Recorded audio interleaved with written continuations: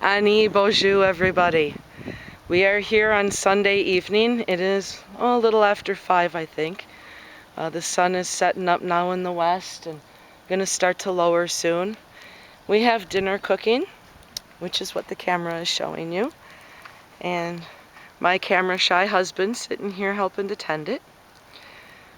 He's been working hard all day. I've been distracted with other things that needed my tending first.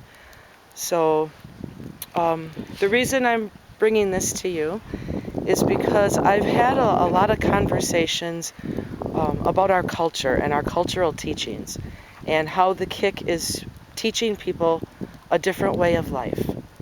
And this is my perfect example to do that. I'm going to wander over this way so I can sit while I talk, because there is no reason for an old lady to stand if she doesn't need to. And we will just sit here and watch the food cook.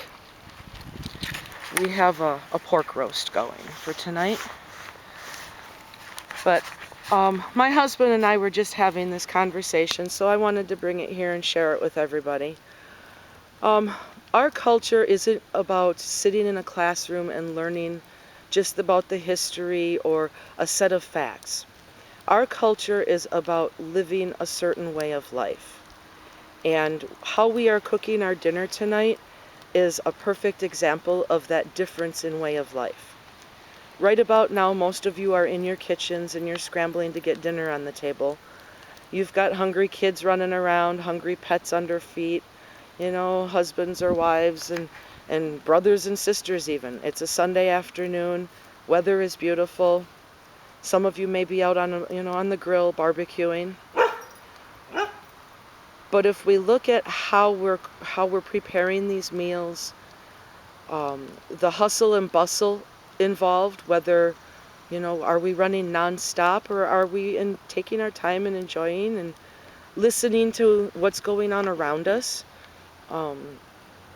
Right now we have a fairly windy day, so cooking on the grill didn't make a whole lot of sense if I'm listening to Mother Earth.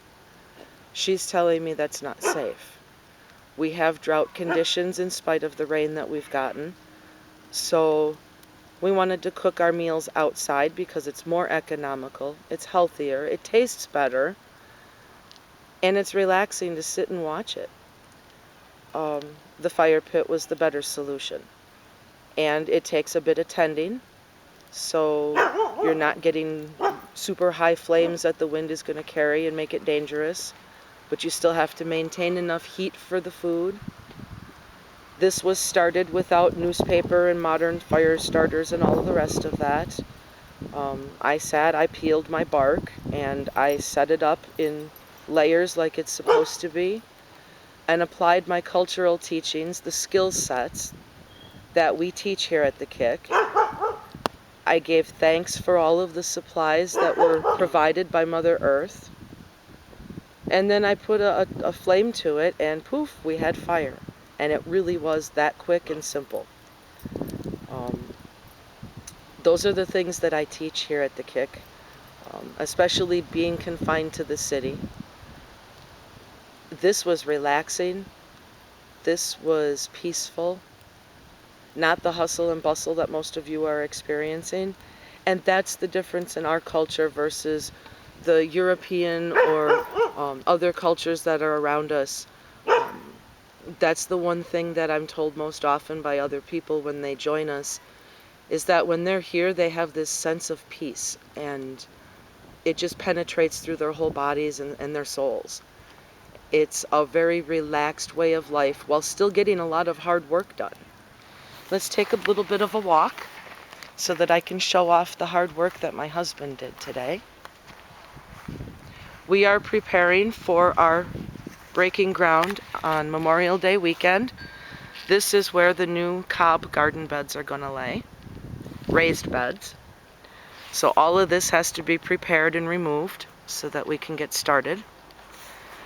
This was an old strawberry patch covered in, where did it go? There it is, chicken wire. And This was supposed to have been a sage bed until the neighboring sprinklers flooded it out the first year, and I said, nope, no more of that. And we're going to take the cob and finish off. We're going to remove all of these patio blocks, and we're going to bring the cob all the way around, and we're going to narrow this out and better frame what's left of Harry's beloved roses, because we do still tend those, and we do still take those to him once a year across the street at the cemetery. And again, everything that I'm talking about, what we are about to do, this is all our culture. This is what the indigenous culture entails. It means self-sufficient.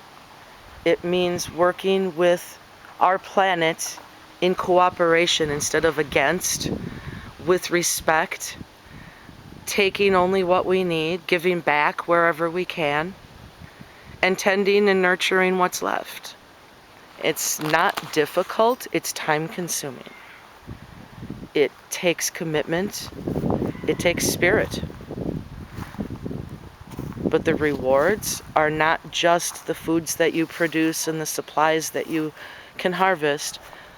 The difference is your well-being. It's your state of mind. It's the state of your spirit. Because we're connected to everything. And big or tall, live or dead, there's pretty much a use for just about anything we can find in nature. If we're smart about it and we take the time to understand it, we understand that it was a gift given to us to use so that we don't have to take something else. All of that stuff makes sense once our cultural teachings are applied to our lives. And it's a choice to live this way. It's a beautiful choice. And it's been hidden from the whole world for over 500 years since colonization. But it's been lived for tens of thousands of years on these very lands that I sit on right now. And it's time that we live that way again. 500 plus years ago, before the colonists first arrived, this land, this entire continent was thriving. And it still held over 100 million people. And the difference in that versus where we are at right now, with the state of being, it's the culture. People have forgotten their roots, forgotten what's important, and values and priorities are misplaced. We're living now in a world where we live to work instead of work to live. But if we apply our indigenous cultures to our lives, that changes. So even in a city dwelling, in a backyard, with a hole that was dug with a shovel, we can still practice something cultural and bring that spirituality to our lives. We can still bring that peace and contentment in our busy, chaotic world, around us just kind of fades away for a while. A lot of people turn to meditation and sleep therapies. When you live your life this way, you don't need those things. You're never in that state of mind to begin with. So when it comes time to sleep, you sleep. Everybody knows that I suffer from insomnia to an extreme, except when we go camping. When we go camping, I am on Mother Earth's schedule. I'm awake with the sun and I sleep with the sun. And I make the best use of my time that I can during the days that I'm given, and my whole body comes alive. The aches and pains go away. I don't feel like the walking dead anymore. My stress levels are down to nothing. And it's because I'm communing with Mother Earth. I'm making that connection. I'm remembering where I came from and what I'm a part of, and I'm applying it to my life. And in doing so, I get to leave all of the stress and the chaos and the things that cause the problems behind me. They stay outside.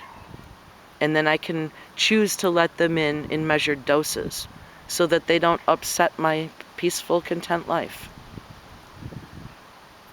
So this is just one video from here at the KICC, an example of what's going to be happening this summer. I hope everybody will stay tuned and will join in. We are open to the public for our Cob project. Let's take a walk around as we finish up here, and I will show you where our classroom is going to go. I want to invite everybody to come and participate.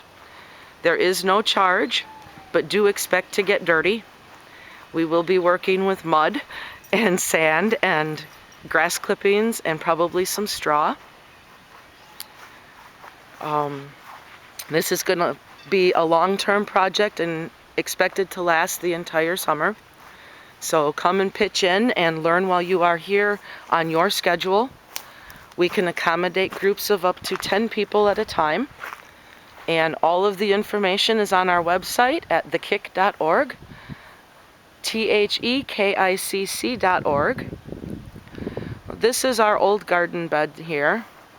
And because of our beautiful, humongous black walnut tree, nothing grows here anymore, except a bit of sweetgrass. So the cob beds that we are building in the back are going to be new home to the sweetgrass. And then this entire space here, all the way out to, we removed the sticks for the border, about here, are going to make up our new classroom space with the kitchen attached and tables and countertops and ovens and bug netting so that we don't get eaten alive by mosquitoes while we learn and weave and bead and do all kinds of fun activities. So come on out, join us, help us build this thing. Let's put our mark where it belongs, but keep it earth-friendly at the same time. Let's teach the world a new way to live. Have a great rest of the weekend, everybody.